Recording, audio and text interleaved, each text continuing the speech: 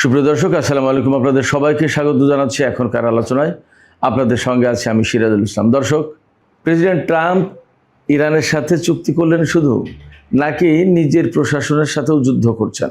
আমি এই প্রশ্ন তুলছি এই কারণে যে ইরানের চুক্তিকে কেন্দ্র করে মার্কিন প্রশাসনে একেবারে চরমভাবে দ্বিধাবিভক্তি দেখা দিয়েছে, ফাটল দেখা দিয়েছে, ভাঙন দেখা দিয়েছে। মার্কিন প্রশাসন দুই ভাগে বিভক্ত হয়েছে। এক পক্ষে ডোনাল্ড ট্রাম্প এবং তার কিছু লোক, আর এক পক্ষে পররাষ্ট্রমন্ত্রী মার্কো রুবিও, যুদ্ধমন্ত্রী পিট হেগসেট সহ আর কিছু লোক। এর প্রেক্ষাপটে এমন খবর বের হয়েছে, যারা এই চুক্তির বিরোধিতা করছে মার্কিন কর্মকর্তাদের ভেতরে, তাদের অনেককেই প্রশাসন থেকে বিদায় দেওয়া হবে, অর্থাৎ বহিষ্কার করা হবে। তার ভেতরে দুই একজন মন্ত্রীও থাকতে পারেন। কারা তারা? একই সাথে আর একটা চমৎকার খবর আছে। ইরানের সাথে আমেরিকা কি চুক্তি করলো, এই বিষয়টি জানার জন্য ইসরায়েল উদ্গ্রীব হয়ে আছে। ইসরায়েল আমেরিকার কাছে দেখতে চেয়েছিল যে চুক্তিতে কি আছে দেখি, টেক্সটটা দাও। ডোনাল্ড ট্রাম্প নেতানিয়াহুকে না বলছেন যে না, দেখানো যাবে না। তাহলে এখানে আর একটা প্রশ্ন আসছে, আসলে এই চুক্তিতে আছেটা কি? ইসরায়েল আমেরিকার এত বড় মিত্র, তাকেও দেখতে দিচ্ছে না, তাহলে বিষয়টা কি? সুপ্রিয় দর্শক, এই বিষয়গুলো নিয়ে এখন আলোচনা করব। আর এর সাথে থাকবে, লেবাননে ইসরায়েলের হামলা অব্যাহত রয়েছে। ইরান জানিয়েছে যদি লেবাননে ইসরায়েল যুদ্ধবিরতি লঙ্ঘন করেই চলে, তাহলে এই চুক্তি নাও হতে পারে এবং ইসরায়েলের বিরুদ্ধে ব্যবস্থা নেওয়া হবে। তাহলে এই চুক্তির সম্ভাবনা আসলে কতটা? তো দর্শক, চলুন আমরা বিস্তারিত আলোচনায় চলে যাই। প্রথমে যে কথা বলবো সেটি হচ্ছে এই যে মার্কিন প্রেসিডেন্ট ডোনাল্ড ট্রাম্প ইরানের সাথে চুক্তি করেছেন। আমেরিকা এবং ইরান যে চুক্তিতে ডিজিটালি সই করেছে, সেই চুক্তি খুবই গুরুত্বপূর্ণ। আমরা পরিষ্কার বুঝতে পারছি এত বড় একটা যুদ্ধ এই চুক্তির ভেতর দিয়ে তার অবসান হচ্ছে এবং আমেরিকা ইসরায়েলের সাথে অ্যাট এ টাইম যুদ্ধ করছে। এইরকম একটা দেশের সাথে চুক্তি হচ্ছে, এটা নিশ্চয়ই এবং নিঃসন্দেহে একটা ঐতিহাসিক চুক্তি।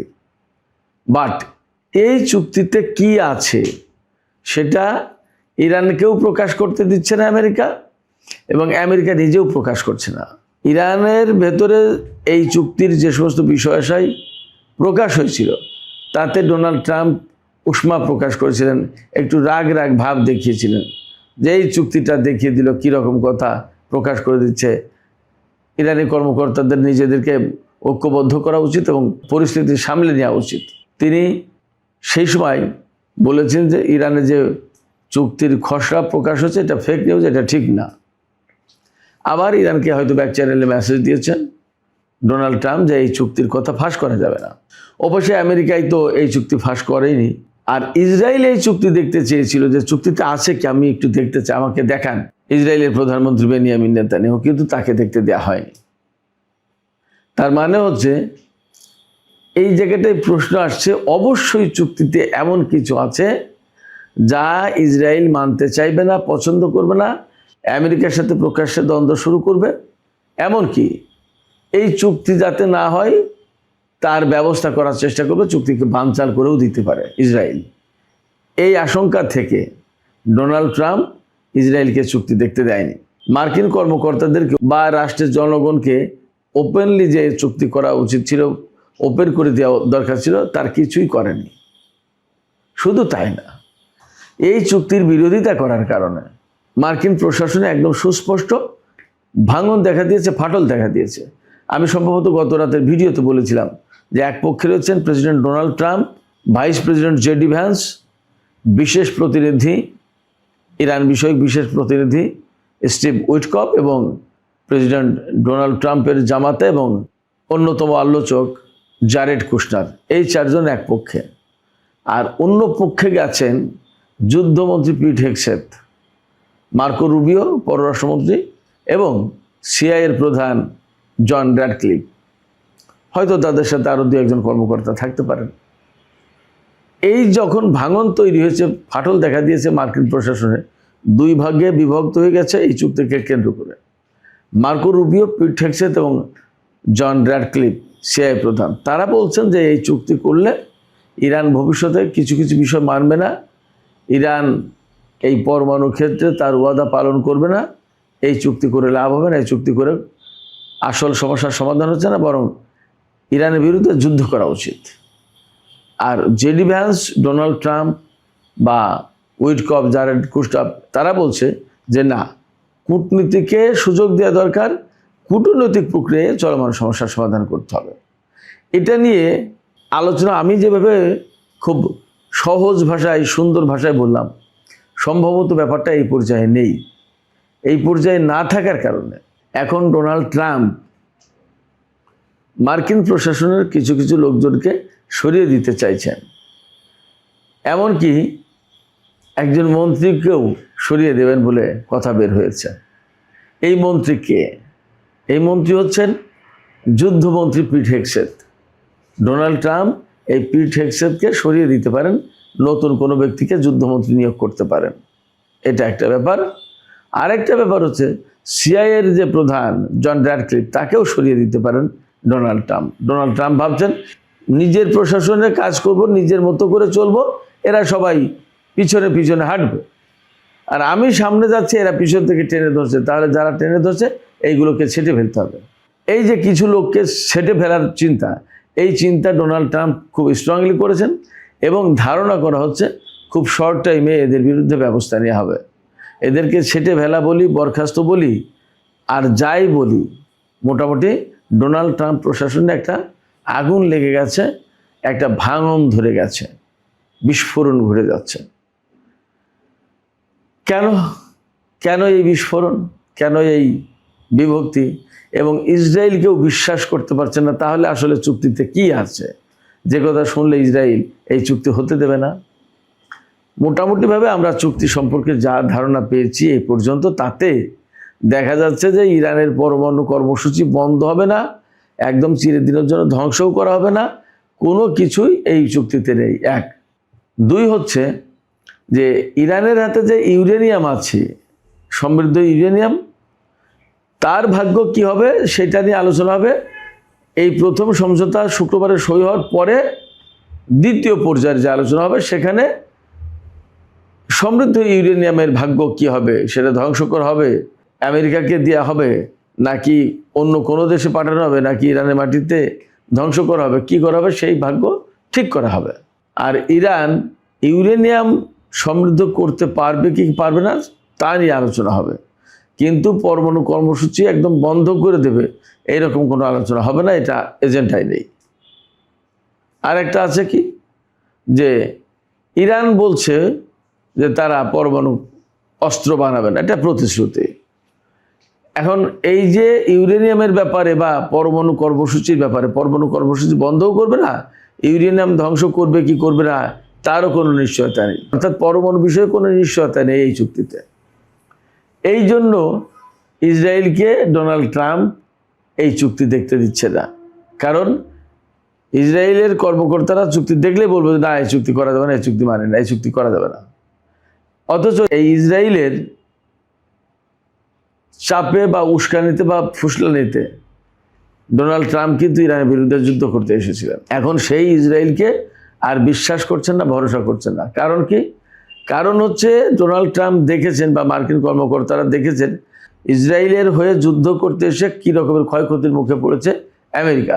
পাশাপাশি ইরানকে হারানো যাচ্ছে না, বরং ইরান দিন দিন শক্তিশালী হয়ে উঠছে, হরমুজ প্রণালী বন্ধ করে দিয়েছে, আর সারা বিশ্বের জনমত ইরানের পক্ষে চলে গেছে। এই অজনপ্রিয় যুদ্ধে জেতা যাবে না, এটা ডোনাল্ড ট্রাম্প ভালোভাবে বুঝতে পেরেছেন।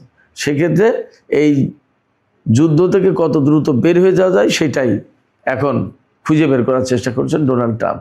কিন্তু ইসরায়েলের লক্ষ্য হচ্ছে আমেরিকাকে দিয়ে ইরানের সরকার পরিবর্তন করবে, পরমাণু কর্মসূচি ধ্বংস করবে, আরও যা যা করার তা সব আমেরিকাকে দিয়ে করিয়ে দেবে। তার মানে আমেরিকাকে এখানে ইসরায়েলের পক্ষে যুদ্ধ করতে হবে। এই বিষয়টা আমেরিকা আসলে চাইছে না, যার কারণে ইসরায়েলকেও দেখাতে চাইছে না এই চুক্তি। পাশাপাশি যারা এই চুক্তির বিরোধিতা করছে তাদেরকে মিস্টার ট্রাম্প উইল ফায়ার দেন, তাদেরকে তিনি ফায়ার করবেন, বরখাস্ত করবেন, সরিয়ে দেবেন। তার মানে এই ইরানের সাথে যুদ্ধ করতে এসে এতদিন তো যুদ্ধে সেনারা ক্ষতিগ্রস্ত হয়েছে, মার্কিন সামরিক ঘাঁটি, মার্কিন সামরিক প্রতিরক্ষা সরঞ্জাম ইত্যাদি ইত্যাদি ক্ষতিগ্রস্ত হয়েছে বা ধ্বংস হয়েছে।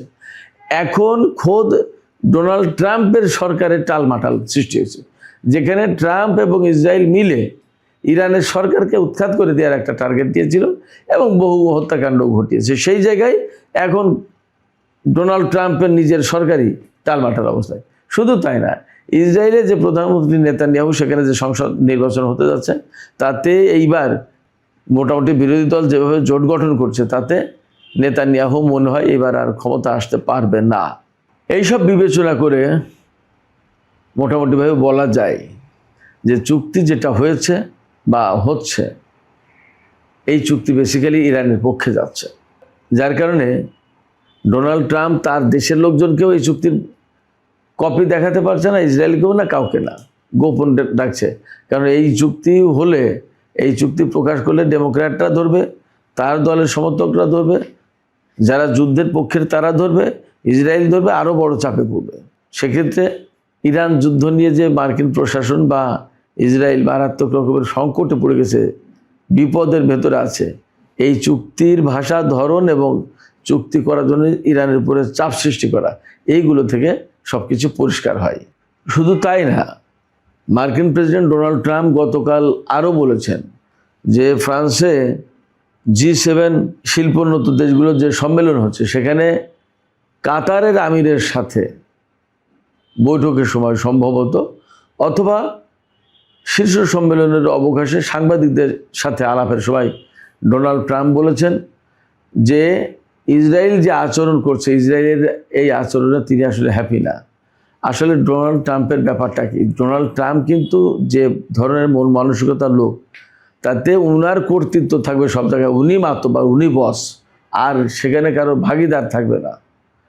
তো যখন এই যুদ্ধ করছে, যখন এই চুক্তি করছে, সমস্ত সব কিছুতে মূল মাতব্বরই ডোনাল্ড ট্রাম্পের, এইটাই হলো আসল কথা। এখানে নেতানিয়াহু এসে যদি বারবার যদি তাকে ডিকটেট করে যে মিস্টার ট্রাম্প আপনি এইটা করেন, ওইটা করেন, এই করা উচিত হবে না, ওই করা উচিত হবে না, এইরকম করেন, ওই রকম করেন, তাহলে ডোনাল্ড ট্রাম্প বাস্তবতা হচ্ছে বিরক্ত হচ্ছেন। তিনি ভাবছেন, আরে আমি আমার কাজ করবো, আমি হলাম বিশ্বের 1 নম্বর শক্তিশালী, এখানে ইসরায়েলের প্রধানমন্ত্রী এসে আমাকে ডিকটেট করে, হোয়াট ইজ দিস? এই যে ইসরায়েলের ডিকটেশনের ব্যাপার, এই ডিকটেশনের যে আচরণটা, তিনি বলছেন যে এই ইসরায়েলের এই আচরণ, ইসরায়েলের প্রধানমন্ত্রী নেতানিয়াহুর এই আচরণ আমার পছন্দ হয়নি। শুধু তাই না, হিজবুল্লাহর বিরুদ্ধে ইসরায়েল অনেক দিন ধরে, লম্বা সময়, দীর্ঘ সময় ধরে যুদ্ধ করছে এবং বহু মানুষ মারা গেছে। ডোনাল্ড ট্রাম্প এই কথাও বলছেন যে এইটাও ঠিক হয়নি, এটা আমি পছন্দ করছি না, যে নেতানিয়াহু এতদিন ধরে হিজবুল্লাহর বিরুদ্ধে যুদ্ধ করবে এবং তাদের নারী শিশু থেকে শুরু করে সাধারণ মানুষজন মারবে, এটা আমি পছন্দ করছি না। বরং নেতানিয়াহু একটা কাজ করতে পারত, যে সিরিয়ায় যে জুলানি সরকার, আল সারা বলা হয় তাকে, এই জুলানিকে দিয়ে ইসরায়েল লেবাননে হিজবুল্লাহর বিরুদ্ধে যুদ্ধ করাতে পারতো বা তাদের বিরুদ্ধে কিছু ব্যবস্থা নিতে পারতো। এই কিছু ব্যবস্থা বলতে হয়তো সীমান্তে আরও বেশি কঠোর নিয়ন্ত্রণ আরোপ, তারপরে সীমান্ত দিয়ে অস্ত্র যাতে না যায় হিজবুল্লাহর হাতে, এই সমস্ত বিষয় হিসেবে বলছে। তার মানে সিরিয়াকে লেবাননের বিষয়টা হ্যান্ডেল করতে দিতে আগ্রহী ডোনাল্ড ট্রাম্প, এটা বোঝা যায়। এই কারণে বলছে যে ইসরায়েল এগুলো না করে সিরিয়াকে দিয়ে করাতে পারতো। অবশ্যই এখানে নেগেটিভ আর একটা দিক আছে।